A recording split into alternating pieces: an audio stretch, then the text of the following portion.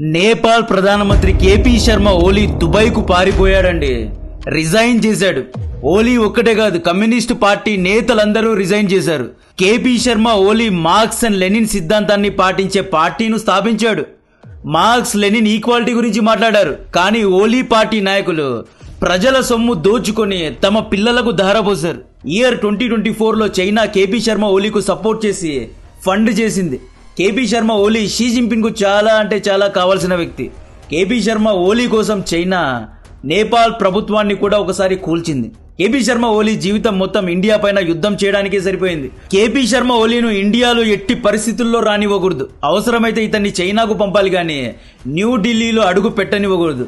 నేపాల్లో India China chess game ఎలా ఆడారు, చైనా ఓలీను పావులా ఎలా వాడుకుంది, నేపాల్లో కేపీ శర్మ ఓలీ రిజైన్ చేయడం అనేది మనకు మంచి విషయమా కాదా, నేపాల్ అప్డేట్స్ ఏంటి అని చాలా మంది కమెంట్స్ పెట్టారు. అన్ని విషయాలు చెప్తా, ఇన్ డెప్త్ గా చెప్తా. కేపీ శర్మ ఓలీ ఎందుకు పారిపోవాల్సి వచ్చింది, జెన్జీ ప్రొటెస్ట్ వెనుక ఉన్న వాళ్ళు ఎవరు అనేది కూడా తెలిసిపోయింది. India China America chess game లో నేపాల్ పరిస్థితి ఏంటి అనేది చెప్తా. నా లాస్ట్ వీడియోలో ఎందుకు జెన్జీ ప్రొటెస్ట్ చేశారు అనేది చెప్పా. ఒకసారి ఆ వీడియో చూశాక ఈ వీడియో చూడండి, లింక్ డిస్క్రిప్షన్ లో ఇస్తున్నా. సెప్టెంబర్ 4న చైనీస్ యాప్ ను బ్యాన్ చేయకుండా ఓలీ కేవలం 26 అమెరికన్ యాప్స్ నే బ్యాన్ చేసినందుకే 25 ఏళ్ల కంటే తక్కువ వయసున్న యువత సెప్టెంబర్ 7th నుండి ప్రొటెస్ట్ చేస్తున్నారు. సెప్టెంబర్ 4th కంటే ముందు నుండి అమెరికన్ యాప్స్ లో ఒక వైరల్ ట్రెండ్స్ అయ్యాయి. నెపో కిడ్స్ అని వైరల్ అయింది. నేపాల్లో అత్యధికంగా కరప్షన్ చేస్తున్నారు. నేపాలీ పొలిటీషియన్స్ పిల్లలకే రిజర్వేషన్స్ ఇస్తున్నారు. గవర్నమెంట్ జాబ్స్ అన్ని వాళ్ళకే వెళ్తున్నాయి. మా దగ్గర ఉద్యోగాలు చేయడానికి అవకాశాలు లేవు అన్నట్లు నేపాలీ యువత పెద్ద ఎత్తున అమెరికన్ యాప్స్ లో ప్రొటెస్ట్ చేశారు. సో ఈ ప్రొటెస్ట్ ను అణిచివేయడానికి కేపీ శర్మ ఓలీ అమెరికన్ యాప్స్ ను బ్యాన్ చేశాడు అన్నమాట. ఈ ప్రొటెస్ట్ వెనక హమీ నేపాల్ అనే ఒక ఎన్జిఓ ఉంది. ఈ ఎన్జిఓకు లీడర్ సుదాన్ గురుంగ్. సుదాన్ 2015లో నేపాల్ ఎర్త్ క్వేక్ లో ప్రజల్ని కాపాడడానికి ఒక ఎన్జిఓను స్థాపించాడు. కోవిడ్ సమయంలో కూడా సుదాన్ చాలా గట్టిగా పనిచేశాడు. జెన్జీ స్టూడెంట్స్ కు ప్రొటెస్ట్ ఎలా చేయాలి అనే గైడెన్స్ ఇచ్చింది సుదానే. हामीले पनि इनफ इज इनफ गर्यौँ. त्यसबाट सिकेको पाठहरू के हुन्छ कस्तो हुन्छ कतिजनालाई थाहा छैन. सबैजना चाहिँ के लाग्छ भन्दाखेरि प्रोटेस्ट गर्नु भनेको चाहिँ त्यहाँ असर ग्यासै फाल्छ, त्यहाँ गोली नै हान्छ भन्ने त्यस्तो कुराहरू पनि हुन्छ होइन. तर जबसम्म हामी शान्तिपूर्ण हिसाबले हामीले गऱ्यौँ भने ప్రొటెస్ట్ టూల్ కిట్ మొత్తం సుదాన్ ఇచ్చాడు. ఎక్కడ ప్రొటెస్ట్ చేయాలి, ఎలా ప్రొటెస్ట్ చేయాలి, పార్లమెంట్ పైన ఎలా దాడి చేయాలి. ప్రొటెస్ట్ చేసే సమయంలో స్టూడెంట్స్ అందరూ కాలేజ్ స్కూల్ యూనిఫామ్స్ లో కాలేజ్ బ్యాగ్స్ తో వచ్చి ప్రొటెస్ట్ చేయాలి అని చెప్పింది కూడా సుదానే. సుదాన్ తో పాటు కాఠ్మండూకు మేయర్ అయిన బాలేంద్ర షా అనే ఒక మాజీ ర్యాపర్ కూడా సెప్టెంబర్ 7th రోజు ఫేస్బుక్ లో ఒక పోస్ట్ ద్వారా జెన్జీ మూవ్మెంట్ కు సపోర్ట్ చేశాడు. బాలెన్ షాకు నేపాల్ యువతలో ఎంతో క్రేజ్ ఉంది, ఎంతో ఫాలోయింగ్ ఉంది. నేపాల్ యువత బాలెన్ షాను నెక్స్ట్ ప్రధానమంత్రిగా చేయాలి అని డిమాండ్ చేస్తున్నారు.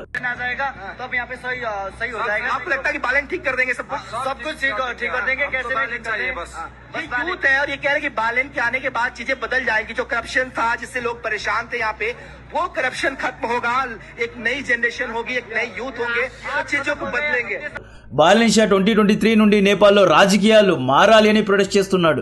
2008 నుండి నేపాల్ను కమ్యూనిస్ట్ లేదా కాంగ్రెస్ పార్టీ నాయకులే పాలిస్తూ వచ్చారు. మార్చి పాలించారు కానీ డెవలప్మెంట్ ఏమీ చేయలేదు అని చెప్పి బాలెన్ షా ఎప్పటి నుండో ప్రొటెస్ట్ చేస్తున్నాడు.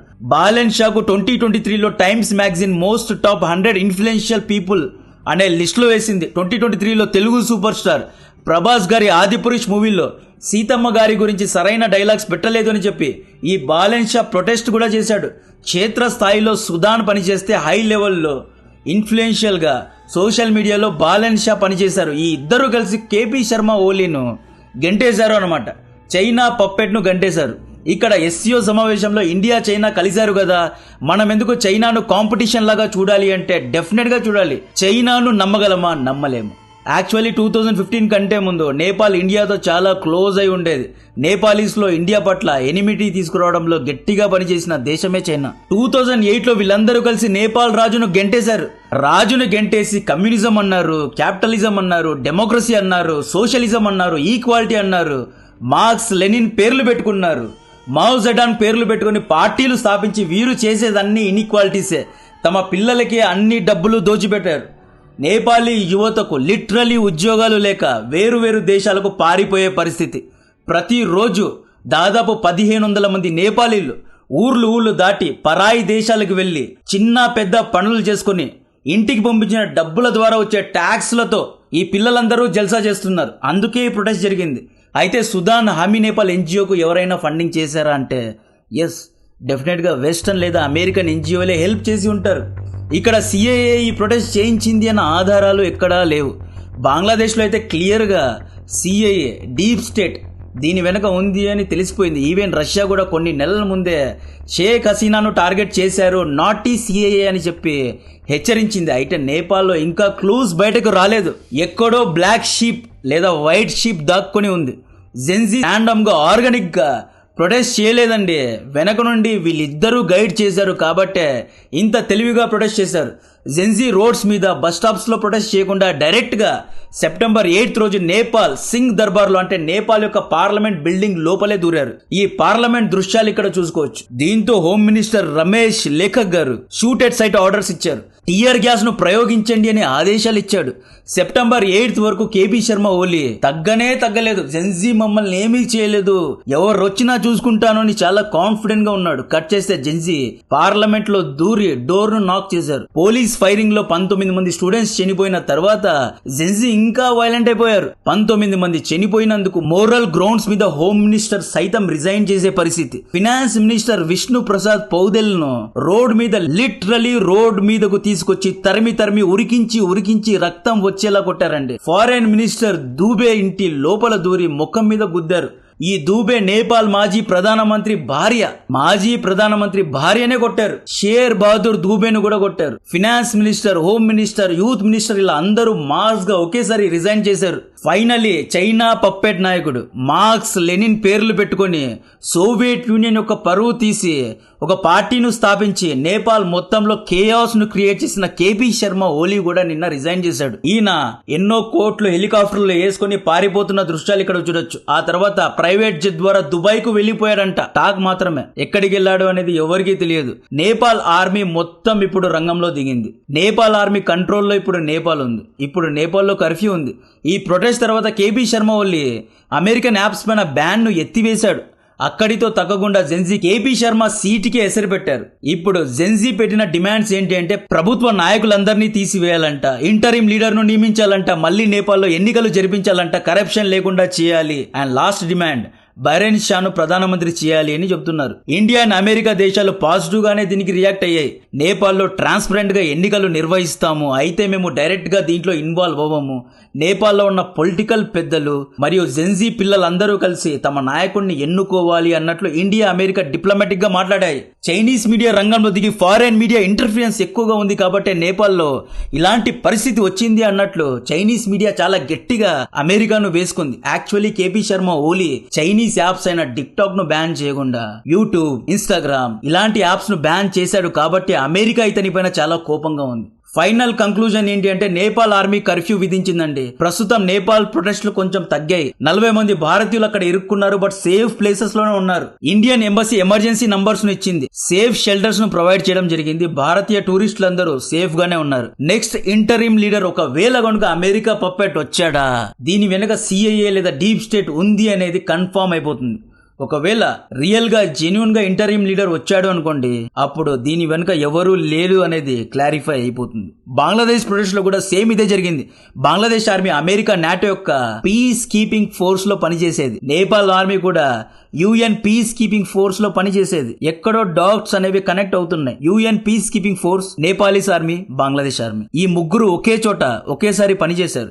బంగ్లాదేశ్ ఆర్మీ చీఫ్ మేము మిమ్మల్ని రక్షించలేము అని చెప్పి షేక్ హసీనాను గెంటేశాడు. సేమ్ నేపాల్ ఆర్మీ చీఫ్ కూడా మేము జెన్జీ ప్రొటెస్ట్ నుండి మిమ్మల్ని కాపాడలేము అని చెప్పి కేపీ శర్మ ఓలీని గెంటేశాడు. Sheikh Hasina China BRI project లో జాయిన్ అయింది. కేపీ శర్మ కూడా బీఆర్ఐ ప్రాజెక్ట్ లో అంటే belt and road initiative project లో జాయిన్ అయ్యాడు. షేక్ హసీనా చైనా డబ్బుతో మోంగ్లా పోర్ట్ ను కట్టింది. కేపీ శర్మ ఓలీ కూడా చైనా డబ్బుతో డ్రై పోర్ట్ ను కట్టాడు. చైనా దగ్గరకు వెళ్లే నాయకులందరినీ టార్గెట్ చేస్తున్నారా? 2008 కంటే ముందు నేపాల్లో హిందూ రాజులు పాలించేవారు. మొనార్కీ వద్దు, రాజ్యం వద్దు, ఒకరే దేశాన్ని పాలించకూడదు. కాంగ్రెస్, కమ్యూనిస్ట్ పార్టీలు అందరూ రంగంలో దిగి మేము ఈక్వాలిటీ తీసుకుని వస్తాము, సోషలిజం తీసుకుని వస్తాము అని చెప్పి వీళ్ళు పెద్ద మనుషులందరూ నేపాల్లో దిగారు. 2008 నుండి ఇప్పటి వరకు నేపాల్లో 14 టైమ్స్ ప్రభుత్వాలు మారాయి. ఎవరికి మెజారిటీ లేదు. నేపాల్లో అన్ని కూటమి ప్రభుత్వాలే. అయితే నేపాల్లో కమ్యూనిస్టు పార్టీ అయినా వస్తుంది, లేదా నేషనల్ కాంగ్రెస్ పార్టీ అయినా వస్తుంది. ఈ రెండు పార్టీలే మారి మారి వస్తూ ఉంటాయి. నేపాల్లో 3 పెద్ద పార్టీలు ఉంటాయి. ఒకటి నేపాల్ కాంగ్రెస్ పార్టీ. ఈ పార్టీకు లీడర్ షేర్ బహదూర్ దుబే, ఇతన్నే మొన్న కొట్టారు. సెకండ్ పార్టీ పేరు మార్క్స్ లెనిన్, సోవియట్ యూనియన్ యొక్క పెద్ద పెద్ద లీడర్స్ పేరు పెట్టుకున్న మార్క్స్ లెనిన్ కమ్యూనిస్ట్ పార్టీ. ఈ పార్టీకు లీడరే కేపీ శర్మ ఓలీ, ఇతను చైనాకు చాలా క్లోజ్. మూడో పార్టీ పేరు కమ్యూనిస్ట్ పార్టీనే, బట్ వీరి యొక్క ఐడియాలజీ మావో జెడాంగ్ ఐడియాలజీ అనమాట. Mao communist పార్టీకు leader Prachanda. So Dubey and ప్రచండ ఇద్దరు ఇండియాకు సపోర్ట్ చేస్తే కేపీ శర్మ ఓలీ మాత్రం చైనాకే క్లోజ్ గా ఉండేవాడు. ఈ 3 పార్టీలు కూటములు చేసుకుంటూ నేపాల్లో దిక్కు మాలిన పరిపాలన చేశారు కాబట్టే జెన్జీ ప్రొటెస్ట్ చేశారు. మార్క్స్ లెనిన్ సిద్ధాంతాలు సంకనాకించే విధంగా కేబీ శర్మ ఓలీ పనిచేశాడు. మార్క్స్ ఏమన్నారు? రిచ్ పూర్ క్లాస్ ఉండకూడదు, అందరూ సమానంగా ఉండాలి అన్నారు. లెనిన్ ఏమన్నారు? వర్కింగ్ క్లాస్ కు ఒక వాన్ గార్డ్ పార్టీ ఉండాలి, పార్లమెంట్ ఉండాలి, ఎలక్షన్స్ ఉండాలి, సోషాలిటీ ఉండాలి, ఈక్వాలిటీ ఉండాలి అని లెనిన్ అన్నాడు. మార్క్స్ లెనిన్ సిద్ధాంతాలకు విరుద్ధంగా కేబీ శర్మ ఓలీ ఏం చేశాడో తెలుసా? వెన్నుపోట్లు పొడిచాడు, ఎలక్షన్స్ రిగ్గింగ్ చేశాడు, జెన్జీ పిల్లల కోపానికి గురయ్యాడు. తమ యొక్క పార్టీ నాయకుల పిల్లలకే రిజర్వేషన్స్ ఇచ్చాడు, గవర్నమెంట్ జాబ్స్ ఇచ్చాడు, తమ యొక్క పిల్లలకే లావిష్ లైఫ్ స్టైల్ ఇచ్చాడు. ట్యాక్స్ డబ్బుతో ఈ పిల్లలందరూ జల్సా చేశారు కాబట్టే ఈ విప్లవం అనేది మొదలైంది. అయితే నేపాల్ కమ్యూనిస్ట్ పార్టీలన్నీ ఈ రోజు ఫెయిల్ అయ్యాయి. సో ఈ విధంగా కమ్యూనిస్ట్ పార్టీ అయినా డెమోక్రటిక్ పార్టీ అయినా సరైన పరిపాలన చేయకపోతే ఫెయిల్ అవుతాయి. అన్నం ఏ చేత్తో తిన్నామో అని కాదు, ఎంత క్వాంటిటీలో తిన్నాము అనేది ముఖ్యం. కడుపు ఏ చేత్తో తిన్నా నిండుతుంది. ఫస్ట్ మనసు బాగుండాలి. వీరి యొక్క ఐడియాలజీస్ ఏవైనా ఉన్నాయి, ప్రజలకు మేలు చేయాలి అనే డెమోక్రసీ, కమ్యూనిజం రెండూ చెప్తాయి. ఇది ఫెయిల్ అయితే ఫండమెంటల్సే కదిలిపోతాయి అన్నమాట. పార్లమెంట్ గోడలు బద్దలు కొట్టి కేపీ శర్మ ఓలీని పీకి పడేశారు. 2015 వరకు నేపాల్ అనేది ఇండియాకు చాలా అంటే చాలా క్లోజ్ గా ఉండేదండి, చాలా క్లోజ్ గా ఉండేది. నేపాల్ యొక్క గూర్ఖా సైనికులు 1947 నుండి ఇండియాతో పాటు ఇండియన్ ఆర్మీతో పాటు ఎన్నో యుద్ధాలు చేశారు. పాకిస్తానీ సైనికులకు గూర్ఖాలంటే పోసుకునే పరిస్థితి. అయితే 2015లో ఏమైందంటే వీళ్ళందరూ రాజ్యాంగంలో కొన్ని మార్పులు చేశారు. ఈ మార్పుల కారణంగా సదరన్ నేపాల్లో ఉన్న కొంతమంది ఇండియన్స్ హక్కులు బలహీన పడేలా ఉన్నాయి కాబట్టి భారత్ నేపాల్ పైన కొన్ని బ్లాకేడ్స్ చేసింది. నేపాల్ అనేది ల్యాండ్ లాక్డ్ కంట్రీ కదా. సో నేపాల్ అన్నిటినీ భారత్ నుండి ఇంపోర్ట్ చేసుకుంటుంది. మెడిసిన్స్, ఫుడ్ అన్నిటినీ ఇంపోర్ట్ చేసుకుంటుంది. భారత్ ఏం చేసింది? మేము మీకు ఫుడ్, మెడిసిన్స్ ఇవ్వము అన్నట్లు ఒక రకంగా ప్రొటెస్ట్ చేసింది. ఈ బ్లాకెడ్ ను బూచిగా చూపించి కేపీ శర్మ ఓలీ రంగంలో దిగాడు.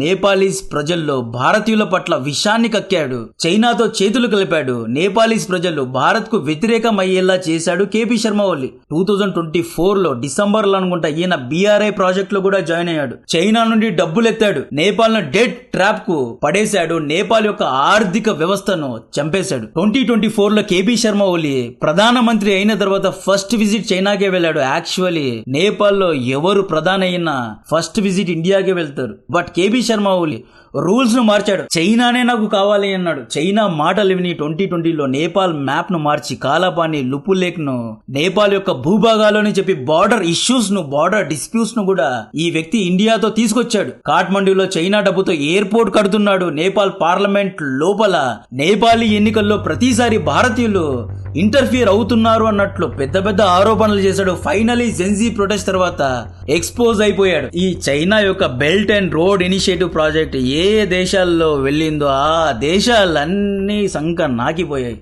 ఫస్ట్ హంబన్టోటా పోర్ట్ అని శ్రీలంకకు వెళ్లారు. శ్రీలంక ప్రభుత్వమే కూలిపోయింది. రాజపక్స ఎలా ఉన్నాడో ఎక్కడున్నాడో తెలియదు. ఈ బీఆర్ఐ ప్రాజెక్ట్ గోదావరి పోర్ట్ సీపాక్ అని చెప్పి పాకిస్తాన్ కు వెళ్ళింది. ఇమ్రాన్ ఖాన్ నే లేపేశారు, జైల్లో వేశారు. బీఆర్ఐ ప్రాజెక్ట్ బంగ్లాదేశ్ కి వెళ్ళింది. పాపం షేక్ హసీనా కాక్స్ బజార్ లో ఒక పోర్ట్ కూడా కట్టింది. షేక్ హసీనానే తరిమేశారు. మళ్ళీ బీఆర్ఐ ప్రాజెక్ట్ మియాన్మార్ కు వెళ్ళింది. మియాన్మార్ లో సరైన ప్రభుత్వమే లేదు. బీఆర్ఐ ప్రాజెక్ట్ ఆఫ్రికాకు వెళ్ళింది. ఆఫ్రికాలో అన్ని ప్రభుత్వాలు కూలిపోయాయి. So black sheep BRI project, American KP Sharma Oli చేసిన ఘనకార్యాలు అనేది మీరే కమెంట్ చేయండి, అనలైజ్ చేసుకోండి. కంటెంట్ నచ్చితే వీడియోను లైక్ చేయండి, ఛానల్ ను సబ్స్క్రైబ్ చేసి అందరికీ షేర్ చేయండి. జై హింద్.